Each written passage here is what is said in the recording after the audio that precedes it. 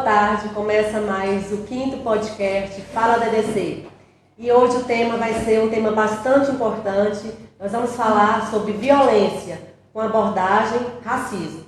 Estamos aqui no ambiente da escola com os estudantes, o Maxwell, a Ana Beatriz, o Luan, o nosso professor, apresentador, o professor Natanael, e a nossa querida entrevistada, que é a professora Marcileia Oliveira Bispo, que é professora associada da Universidade Federal do Tocantins, no curso de Geografia e no programa de pós-graduação em Geografia. Sejam todos muito bem-vindos. Obrigada. Boa tarde, professora. Muito obrigada, por ter aceito o convite. E aí, para começarmos, fala um pouquinho da sua história acadêmica. Certo. Boa tarde. Boa tarde. Então, é um prazer estar aqui na escola, estar com vocês nesse momento, fazendo esse momento tão importante. Então, eu sou a professora Marcileia, sou aqui do Tocantins, nascida aqui próximo a Porto Nacional, na cidade de Cristalândia. Estudei a vida toda em escola pública, fiz fundamental, o médio, a universidade, toda em escola pública. Fiz curso de Geografia aqui em Porto Nacional na graduação. E depois eu fui para Goiás fazer mestrado e doutorado lá na Universidade Federal de Goiás. E aqui eu fiz graduação com a Unitins. Me graduei em licenciatura em Geografia e em bacharelado em Geografia. E vim atuando na educação básica por muitos anos. E aí depois eu passei no concurso e vim trabalhar na Universidade Federal para trabalhar com o ensino superior. Então, é um pouco da minha história, um pouco da minha vida, e sempre aí nos movimentos, trabalhando com minorias, com povos tradicionais, comunidades quilombolas, indígenas e com o ensino de geografia. Legal. Agora, professor Natanael, fala um pouquinho como que vai ser esse formato do nosso podcast de hoje. Seguir a mesma ideia dos outros episódios que nós já tivemos, as perguntas serão divididas em 3 blocos, serão 9 perguntas. Cada bloco, cada um dos estudantes fará uma pergunta, até a gente fechar os 3 blocos, contabilizando 9 perguntas. Perfeito. Tudo bem, professora? Tudo jóia, tudo bem. Aqui é mais um bate-papo, uma conversa, Esse ambiente aqui é dentro da Escola Estadual Dom Domingos Carreiro, na cidade de Porto Nacional, Tocantins. Espero que todos vocês nos assistem e gostem do nosso podcast. Vamos lá, então. A primeira pergunta eu falo pro Maxwell.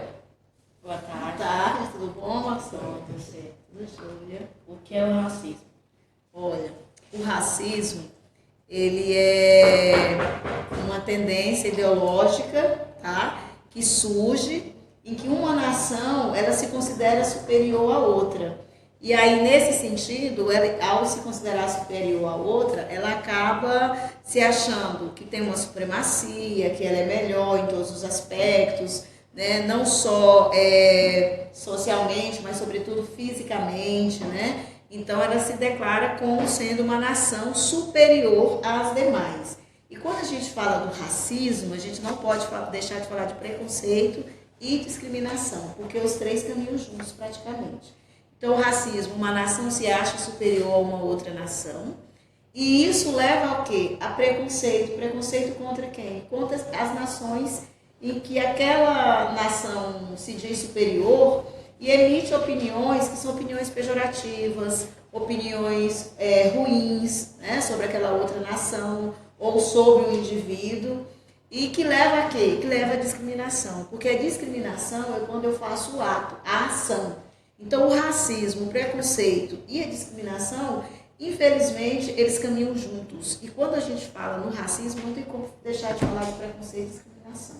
Então, o racismo, a nação se acha superior à outra, e com isso, essa nação que se acha superior acaba achando que seus indivíduos são melhores que os indivíduos de outras nações e dão essa opinião, e quando eles dão essa opinião, é o preconceito. E quando eles demonstram essa opinião, como, por exemplo, chamando o outro de macaco, quando agride a outra pessoa fisicamente por ela ser, por exemplo, negra. Então, quando há uma ação, aí é a discriminação. Então, esses 3 caminham juntos.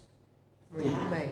Professor, isso acaba que levando a gente, dentro de um recorte temporal para a Alemanha do século XX. Exatamente. Que tem a supremacia, da raça ariana. Exatamente. Exatamente. que levou ao Holocausto e várias outras atrocidades que aconteceram naquela né? época. Então, um presidente, né, que se achava superior acaba buscando, né, os judeus, por exemplo, em que se dizia que era uma raça inferior e que tinha que acabar. Então, aí a gente viu que é o quê? Uma prática do racismo que levou ao Holocausto, né, a morte de milhares de judeus. E o darwinismo social, né, também. Exatamente. Que teve. Eles falavam que, né, as cabeças, os crânios das pessoas negras eram menores, eles eram menos intelectuais do que as outras. Do que os outros, né? E aí isso em razão de uma nação, né? Então uma nação querendo ser superior à outra e provoca o racismo, né? São exemplos, Na verdade, o racismo ele só vem para destruir, né? Exatamente. Não tem outra palavra. Não some em nada, né, professor? Exatamente.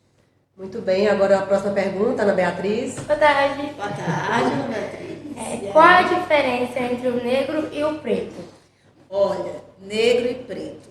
Na verdade, dentro de uma concepção, nós podemos dizer, política, negro e preto é uma concepção política. Por quê? Porque quando você faz uma autodeclaração, se eu te perguntar, você é negra, branca, preto, o que você é?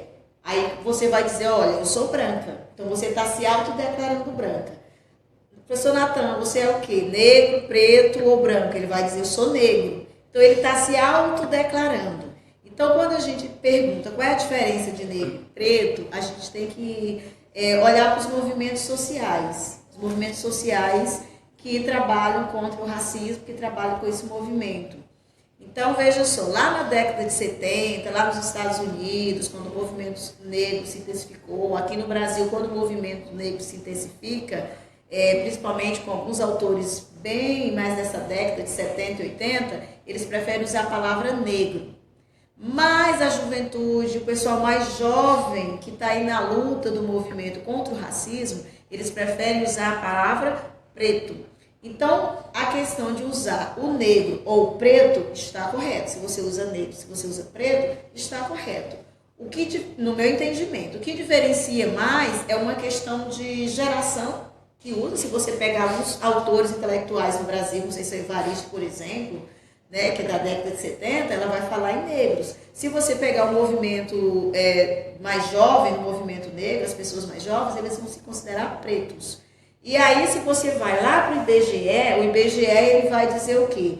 Que dentro da categoria do IBGE negros, ele vai inserir os pretos e os pardos.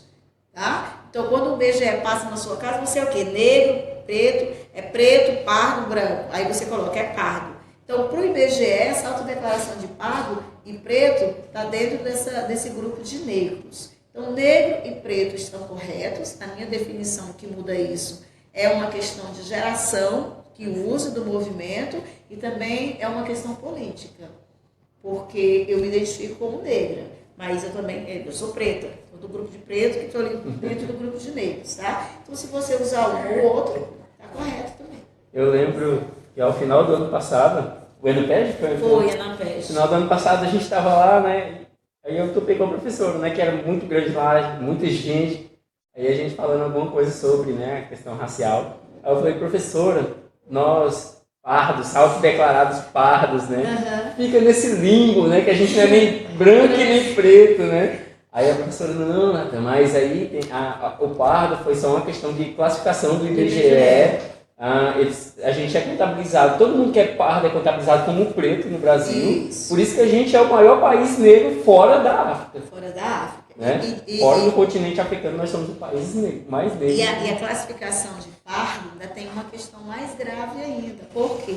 Porque a nossa população brasileira, ela é uma população que ela é, então, formada pelo branco, pelo negro, pelo índio, né? Aliás, indígena, não se usa mais índio, é indígena. E aí, o que acontece? A nossa população,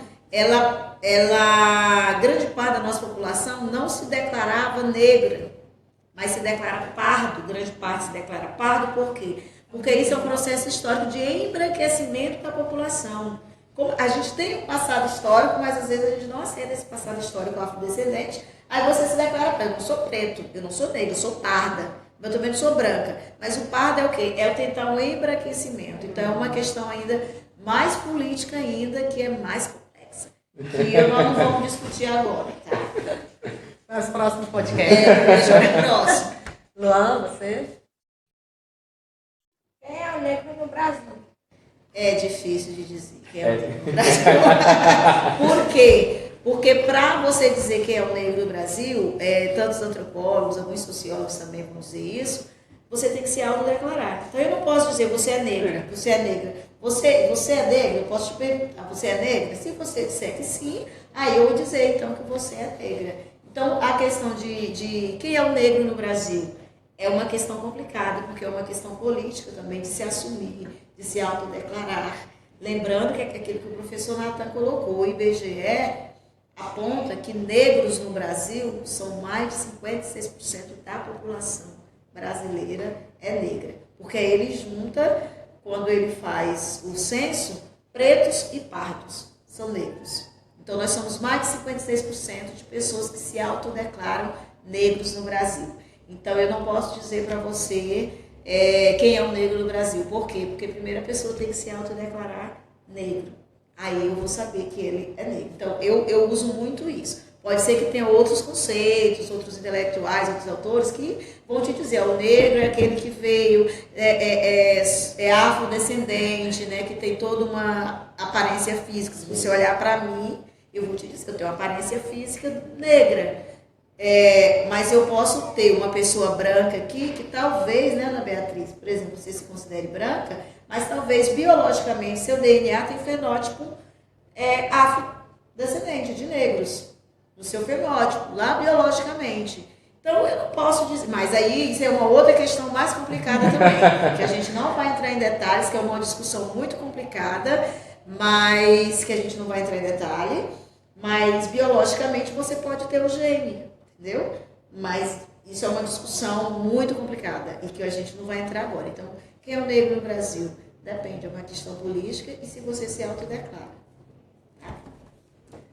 Finalizamos agora o primeiro bloco e vamos dar início ao nosso segundo bloco. Novamente, com 3 perguntas. E aí, vamos lá, professor? Vamos lá, Maxwell. O que é desigualdade racial? A desigualdade racial no nosso país aquela primeira pergunta que você fez, o que é o racismo? O racismo ele provoca desigualdade racial. E aí lembrando que nós quase não usamos mais esse termo raça, né? Nós trabalhamos mais com o termo de etnias, né? Que são grupos diferenciados socioculturalmente, na cultura, nos hábitos, nos costumes. E a desigualdade ela é provocada não pela raça, que é um termo que a gente quase não usa mais, eu particularmente quase não uso. Por quê? Porque brancos e negros e indígenas têm que ter os mesmos direitos, têm que ter as mesmas condições sociais, têm que ter equidade. Todos têm que partir do mesmo lugar para alcançar o quê? Educação, saúde, esporte, lazer. Então, quando a gente fala em desigualdade racial, nós estamos falando das diferenças de acesso que uma população de uma determinada cor da pele tem em detrimento da outra. Então, por exemplo, o negro no Brasil, o acesso dele é mais difícil a uma universidade do que o não negro. O acesso é mais difícil para o negro. Então, nesse sentido, há uma desigualdade. E aí é uma desigualdade de quê? De condições sociais, de condições de educação, aí entra saúde, aí entra o lazer. Então, a desigualdade racial, eu considero mais uma desigualdade social, né? E ela é forte por quê? Porque negros têm menos chance de alcançar os lugares do que o não negro. Tá? Então, eu considero assim.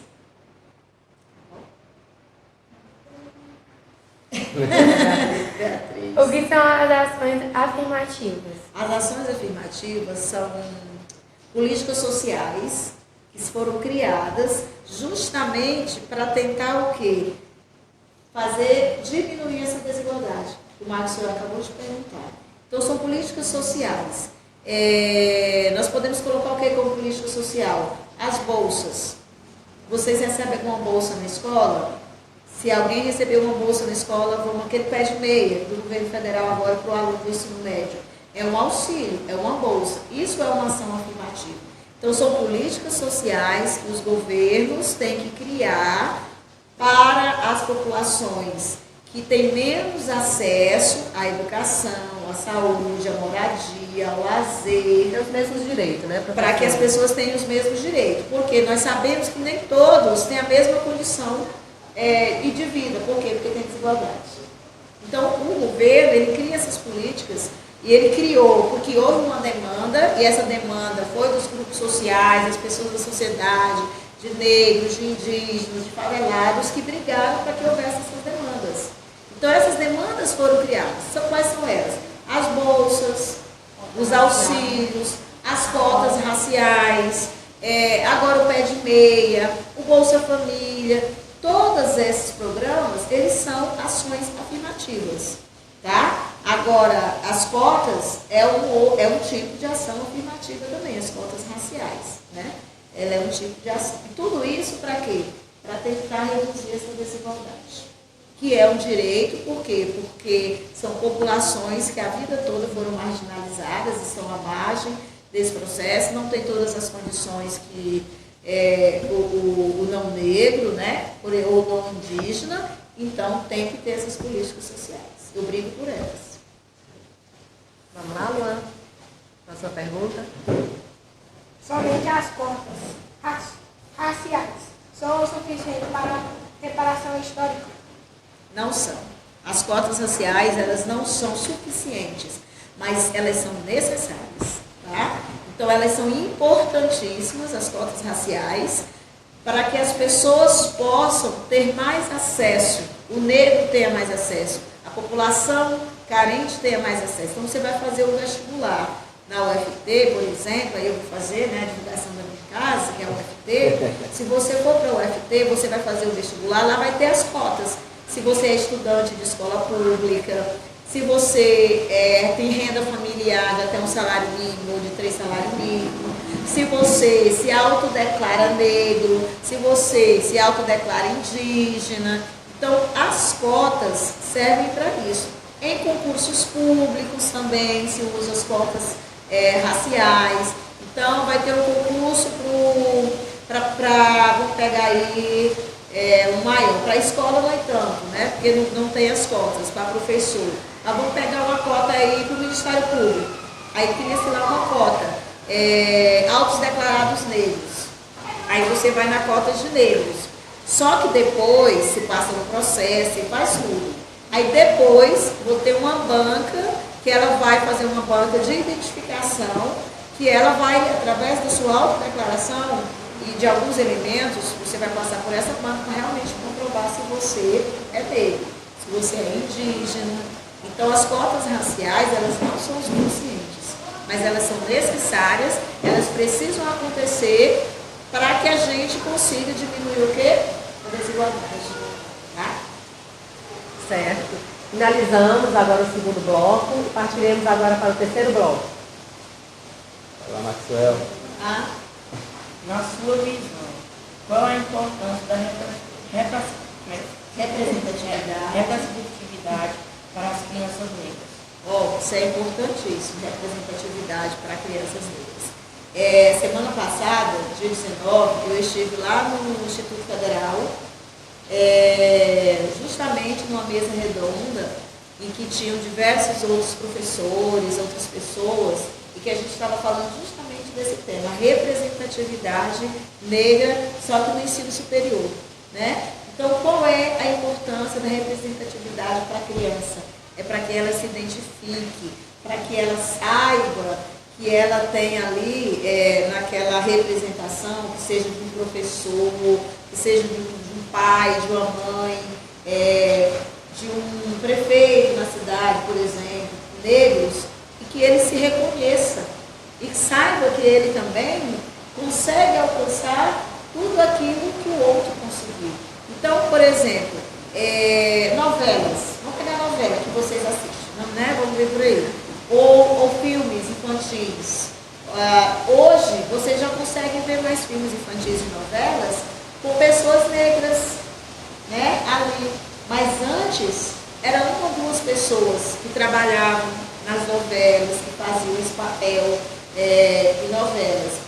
E às vezes esse papel era de quê? De um empregado, de uma doméstica, de uma serviçal. Por quê? Porque isso leva a uma ideia de que o negro tinha esse papel servil.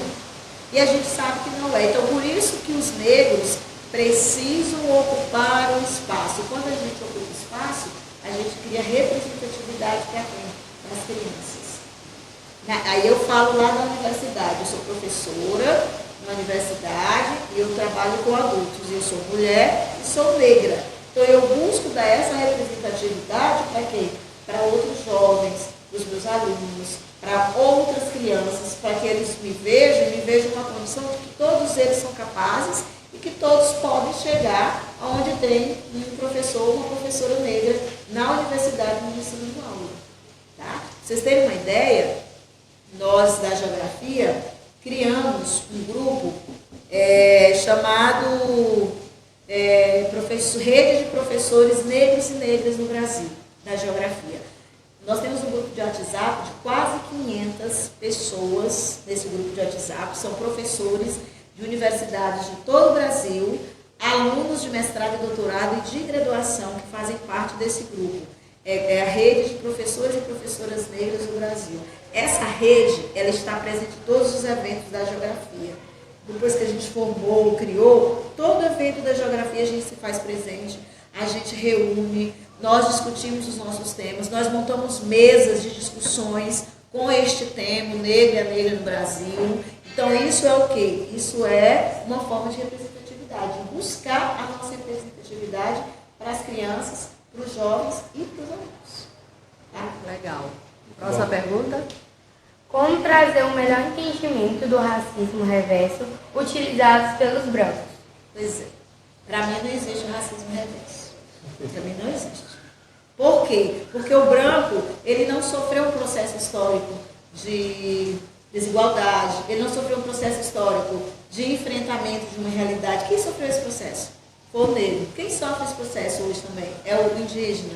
Então o branco, ele não passou por esse processo histórico, que tem que ter uma reparação. Quem passou por isso? Foi o negro. Então para mim não existe racismo reverso. Isso aí, e alguns autores, se a gente for ler mais a fundo, existe um termo em inglês que tem uma tradução que é semelhante a racismo reverso. E a partir disso, alguns grupos foram se apropriando e foram dizendo que há esse racismo reverso. Mas ele não existe. Para mim, esse racismo reverso não existe. Por quê? Porque nenhum branco passou por esse processo que o negro passou, que é de desigualdade, de sofrimento, de ter sido trazido para o Brasil para ser servil, para ser escravo, né? Então vamos pegar aqui o exemplo do Brasil, tem outros países também, mas nós estamos pegando no Brasil. O negro não veio para cá de vontade própria, ele foi forçado. Ele foi trazido dentro dos navios negreiros, vieram trabalhar aqui, né, nos engenhos de cana-de-açúcar, nas grandes fazendas. E se você olhar a história, muitos reis e rainhas africanos foram trazidos como escravos para o Brasil, sendo que na sua terra eles eram reis, rainhas, tinham toda uma forma de viver, todo o costume. E mesmo quem não era rei e rainha, né, que estava naquela comunidade, naquela nação, tinha toda uma forma de viver e foram trazidos para cá. Então quem sofreu esse processo foram os negros, não foram os brancos. Então para mim racismo reverso não existe. Isso aí é uma invenção para tentar diminuir o movimento. Então não existe para mim. A pessoa nunca foi expulso ou perseguido de um lugar por ser branco, né? Exatamente. Igual um negro acontece com o negro. Nunca sofreu discriminação, discriminação, sofreu preconceito, entendeu? Então, para mim, não existe racismo reverso. Isso é mais uma invenção, né? Para política, para também fazer um movimento contrário ao movimento negro. Luan, vamos lá, próxima pergunta. Como enfrentar o racismo? Isso aqui que vocês estão fazendo é uma forma de enfrentar o racismo. Esse podcast que a gente está fazendo é uma forma. Por quê? Porque vocês estão adquirindo conhecimento. Eu também estou aprendendo com vocês, quando vocês estão aqui perguntando, estão atentos, né? Os professores estão aqui com vocês. Então, isso que vocês estão fazendo já é uma forma de enfrentar. que é o quê? Querendo entender, querendo saber o que é, né? querendo esclarecer, né? Compreender o que é cada termo. Detalhe, querendo esclarecer da forma correta. Exatamente. Da forma que de fato teria que ser repassado. Isso aqui é uma forma de combater o racismo. É criar esse autoconhecimento do que é ele mesmo. E aí, a partir disso, vocês vão começar o quê? A olhar, ter um olhar mais atento, vendo onde é que está o racismo, onde é que está o preconceito, o que pode ser feito, né? O que cada um de vocês, olha, isso não é legal, isso aqui é um racismo. Porque às vezes nós mesmos praticamos racismo com o outro negro que está do nosso lado, com o nosso colega, a gente faz isso. Nosso coleguinha lá na sala de aula. Então agora vocês vão ter um olhar diferente. Então já é uma forma de combater o racismo. As ações afirmativas com a política de cotas é uma forma de combater o racismo. Uma outra forma é estar junto dos movimentos sociais, dos movimentos negros, né? Ó, para você ter uma ideia, a presidente do movimento negro do Tocantins é daqui de Porto Nacional. A professora Kika, Ana Clélia, se não me engano.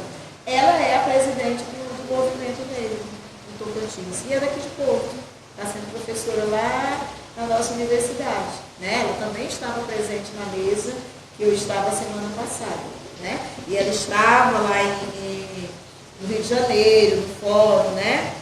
No G20, então teve uma parte social e ela foi para o fórum representando o Tocantins. Isso também são formas de combater o racismo, por quê? Porque ela vai trazer conhecimento para o movimento negro. Então, existem diversas formas de a gente combater esse racismo. E vocês estão de parabéns por esse momento, por esse tema, né, que vocês estão trazendo para o podcast. Eu lembrei, professora, o vídeo daquele ator global que estava rodando aí, né, o Thiago Leifert, não sei se ela chegou a ver. Ah, sim. Que ele falou que se sentiu repreendido, né, porque no tempo da faculdade dele ele era chamado de playboy, porque os colegas descobriram que o pai dele trabalhava na Globo, né, era um grande cabeça da Globo. Ele disse que não aguentou a pressão de ser chamado de playboy e saiu, teve que desistir da faculdade, tadinho. Queria nós, a gente poder se sentir repreendido porque a gente é rico, né? Sabe quem é seu rico? Mas assim, fato é que esse nosso podcast a gente está tratando de violência e especificamente sobre o racismo. E dentre as violências que nós sentimos, que nós presenciamos, o racismo ela é muito doída, né? Ela é muito sofrida, principalmente por aqueles que enfrentam ela diretamente. Mas nós sabemos que existe N outras violências, né? Que a gente espera falar, professora, em outros podcasts. Exatamente. Né? E é isso. Espero que vocês, meninos, estudantes, tenham gostado. Eu particularmente gostei demais, professora. Muito obrigada, viu, por estar aqui conosco nessa tarde. E fico aberto para vocês, se vocês quiserem fazer alguma pergunta à plateia. Nós estamos aqui na nossa plateia, a professora Luzia, a diretora da nossa escola. E fico aberta a perguntas, sintam à vontade. Se vocês quiserem Quiserem perguntar alguma coisa que vocês acham relevante, a hora é agora. Aproveita. Não? Não? Estão tímidos? Então, aproveitando, né, professor Natanael, vamos falar um pouquinho da nossa FALC? Sim, vamos Não sei lá. se vocês estão percebendo, nós estamos com as nossas camisetas aqui, lindas e maravilhosas. Quer falar um pouquinho, professor? Sim, posso falar. Foi a nossa feira que aconteceu na semana do dia 14, né, aqui na escola Dom Domingos Carreiro. A gente trouxe várias abordagens, né, sobre o movimento, trouxemos vários autores negros, né, para falar sobre como é que foi as pinturas, né, os tecidos, pinturas na telha que os nossos alunos desenvolveram. Teve apresentação, teve dança de carimbó, teve desfile, né? A professora Marcela não estava, mas o professor Robertinho veio, né, que é do mesmo grupo de pesquisa, né? Grande parceiro, professora, queremos agradecer ao UFT, em nome do professor Roberto, muito obrigada mesmo, ele foi assim, uma força muito grande para nós, né? E a nossa feira foi linda, nós abordamos arte, literatura, tecnologia, ciência. Que maravilha. E aí o nosso fecho da nossa feira foi o desfile da Beleza Negra, e onde todos se apresentaram muito bem. E foi isso que nós fizemos nessa camiseta aqui, como vocês estão vendo, produzir a pintura que é feita pelo nosso estudante aqui da nossa escola, né? O Samuel. Então é isso. E só queremos agradecer essa parceria e falar que a escola está aberta para outros podcasts e agradecer todos que estão aqui. Muito obrigada. E finalizamos agora o nosso podcast. Quer falar alguma coisa, professora Antonella? Não, é isso mesmo. Eu só quero agradecer a professora, né, mais uma vez, por ter aceito o nosso convite, ter vindo aqui explicar e abordar, né, sobre esse assunto que é bastante relevante, não só no nosso país, né, mas no mundo todo, e a gente conseguir enfrentar isso de forma firme e seguimos firmes nessa luta. Parabéns para vocês. E não ao racismo, não à violência. Boa tarde. Obrigada. Aí.